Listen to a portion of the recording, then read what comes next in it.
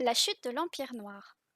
Les victoires remportées sur les Akirs et les élémentaires encouragèrent les gardiens, mais ils savaient que leur plus grande bataille restait à venir.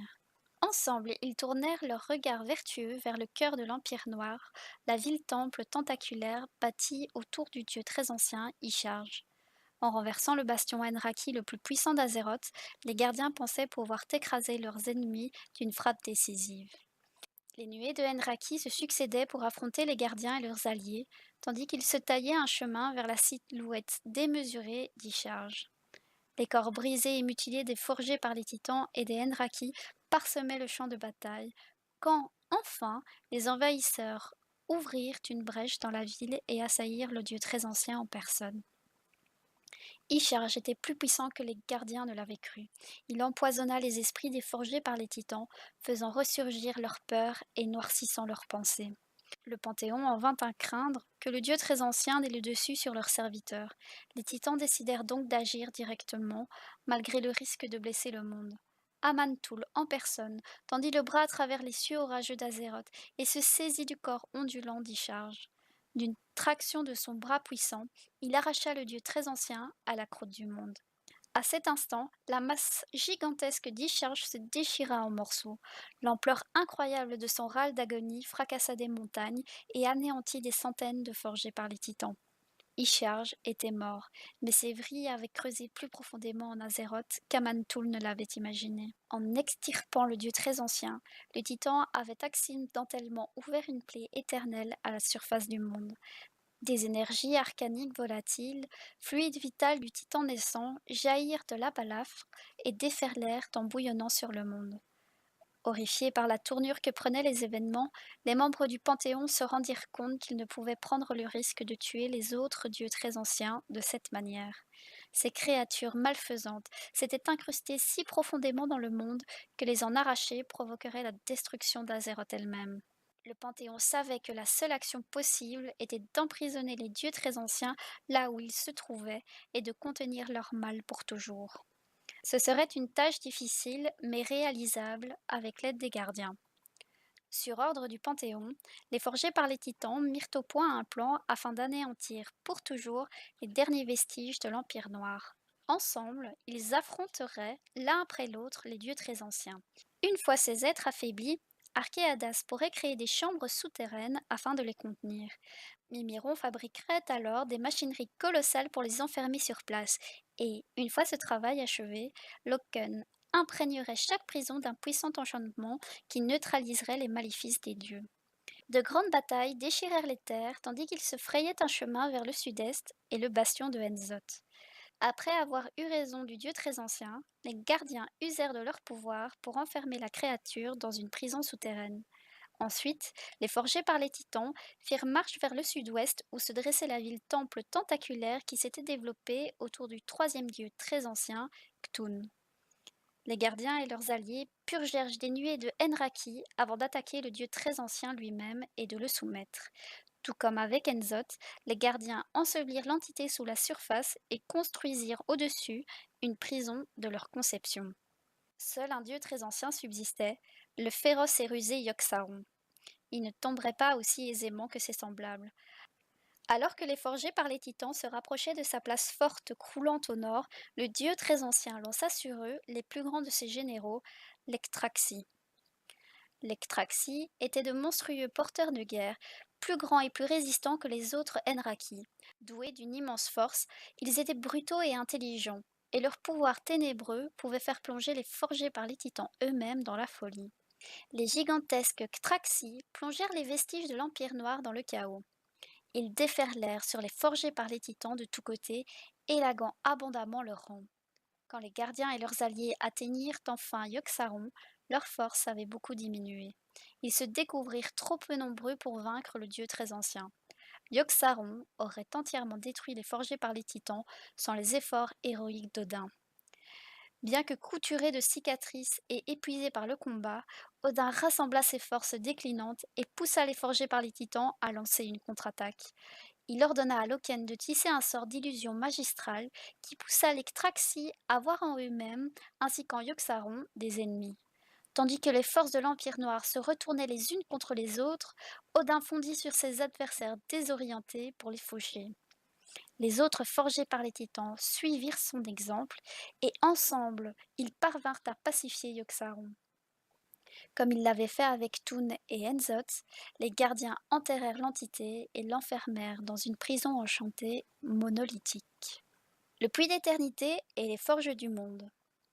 Pour la première fois dans toute l'histoire d'Azeroth, une paix relative s'installa timidement sur le monde. Les forgés par les titans avaient banni les seigneurs élémentaires dans un autre plan d'existence. Ils avaient aussi anéanti l'Empire Noir et étouffé le terrible pouvoir des dieux très anciens. Contre toute attente, Azeroth avait été sauvé. Mais il restait beaucoup à faire. Le problème qui inquiétait immédiatement les gardiens était l'horrible plaie créée au moment où Amantul avait arraché Isharge à la croûte du monde.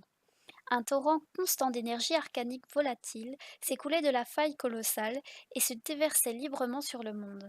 Les gardiens savaient que si rien n'était fait, cette énergie finirait par consumer Azeroth. Ils travaillèrent d'arrache-pied nuit et jour, érigeant des protections magiques autour de la plaie béante pour épancher l'écoulement du fluide vital. Enfin, les énergies tumultueuses s'apaisèrent et trouvèrent un équilibre. Tout ce qui restait de la blessure était un immense lac d'énergie scintillante que les gardiens appelèrent le puits d'éternité. Plus tard, les pouvoirs de cette source merveilleuse seraient insufflés dans le monde malade afin d'aider la vie à s'enraciner et à s'épanouir à la surface du globe.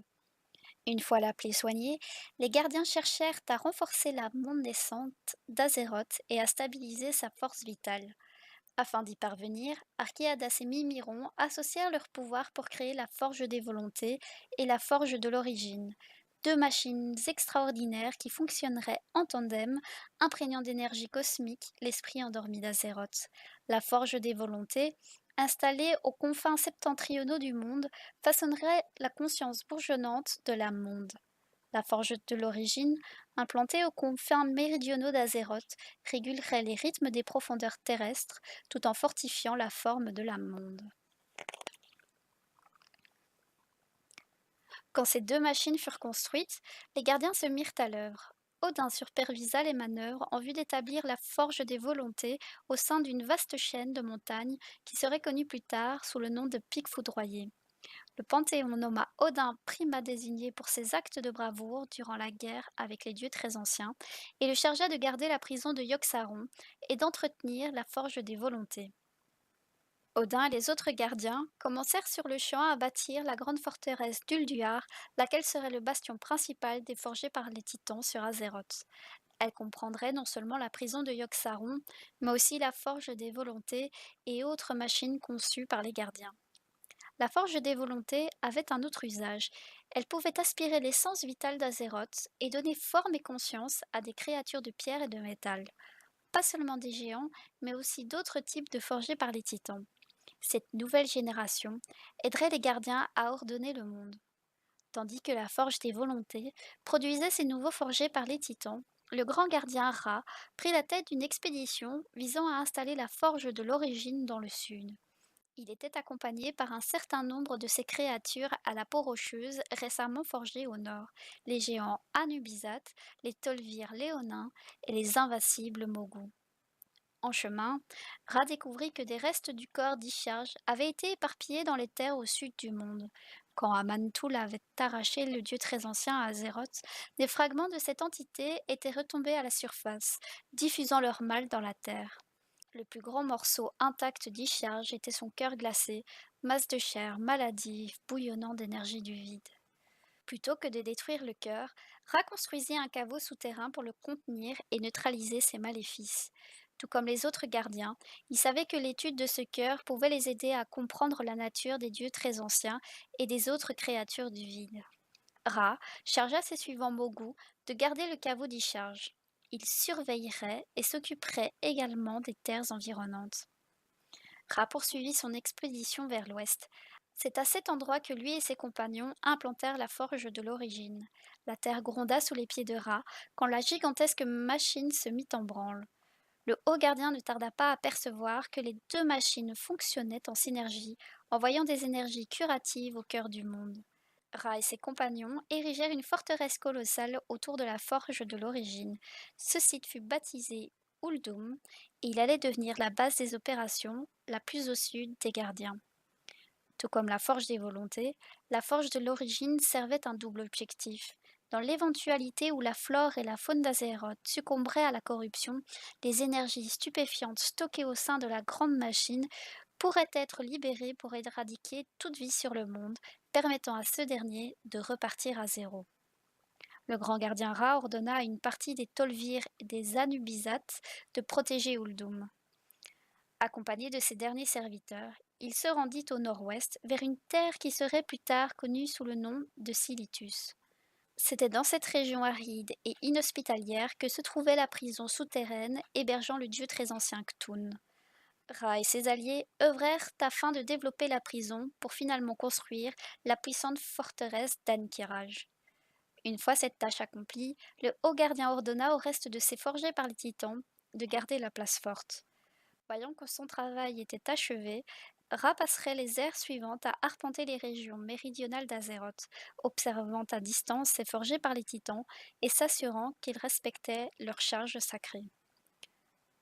L'ordonnancement d'Azeroth. Maintenant que les forges jumelles étaient implantées sur Azeroth, les gardiens s'attelèrent à refaçonner la surface du monde. Pour cela, ils firent appel à la nouvelle génération de serviteurs issus de la forge des volontés. Chacun de ces loyaux et puissants forgés par les titans jouerait un rôle spécifique dans l'ordonnancement et la protection du monde. Les terrestres burinés au grand cœur seraient spécialisés dans l'érection des montagnes et de l'excavation des lieux souterrains du monde. Les mécagnomes mécaniques, conçus par le gardien Mimiron, aideraient à construire et à entretenir les extraordinaires machineries des gardiens. Les mogus à la peau rocheuse creuseraient le lit des myriades de rivières et de cours d'eau sillonnant Azeroth. La tâche de protéger nombre de bastions des gardiens reviendrait à deux différents groupes de constructeurs, les Vricules à la peau de fer et les Tolvir ciselés. Afin de façonner l'environnement, les gardiens convoquèrent également les puissants géants des mers et de la pierre. Ils arpenteraient les étendues d'Azeroth soulevant des chaînes de montagnes et draguant les mers insondables. Tandis que les forgés par les titans commençaient à modeler Azeroth, la gardienne Freya résolut de peupler le monde de vie organique. Afin d'y parvenir, elle créa le rêve d'émeraude, une dimension vaste et en changement constant, peuplée d'esprit et de magie de la nature. Ce plan éthéré agissait comme un reflet d'Azeroth, aidant à réguler le chemin évolutionnaire de la flore et de la faune. Le rêve était le point de rencontre des esprits et des êtres étranges comme issus d'ailleurs, qui s'ébattaient dans le paradis irréel qu'était leur demeure. Le rêve mystique dépassait les perceptions mortelles de la réalité. Des concepts tels que le temps ou l'espace n'avaient aucun poids dans ce royaume voué à l'intangible. Le passage d'un seul jour dans le monde physique pouvait donner l'impression de durer des décennies dans le rêve. Freya erra alors à la surface du monde, en quête de zones où les énergies du puits d'éternité s'étaient accumulées.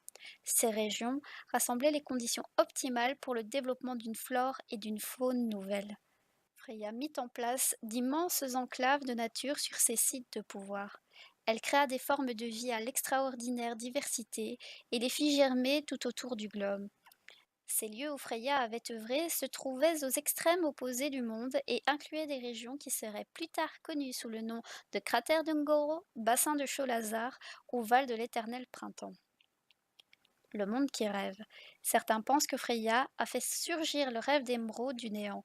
D'autres clament que cet étrange endroit a toujours existé sous une forme ou une autre et que c'est un rêve né de la monde en sommeil d'Azeroth.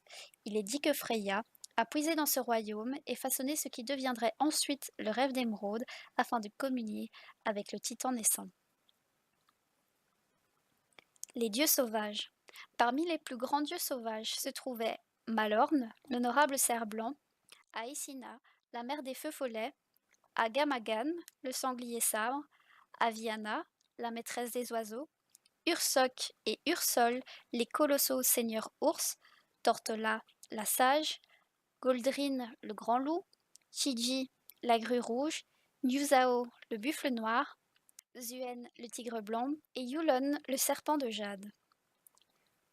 Les plus impressionnantes créatures à émerger de ces enclaves furent des animaux colossaux, les dieux sauvages.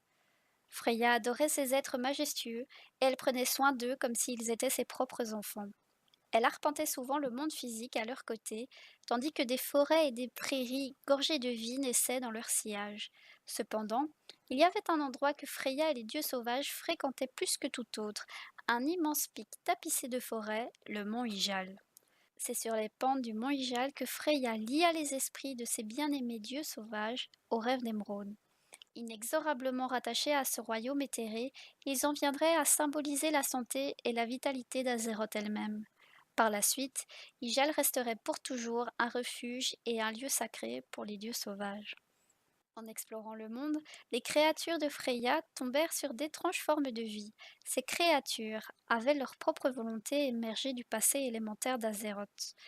Quand les gardiens avaient scellé le plan élémentaire, certains retardataires avaient échappé au bannissement. La fureur de ces esprits s'était émoussée au fil du temps, et ils s'étaient changés en de créatures de chair et de sang. C'est à partir de ces anciens élémentaires que certaines formes de vie sauvage, telles les proto-dragons, étaient apparues.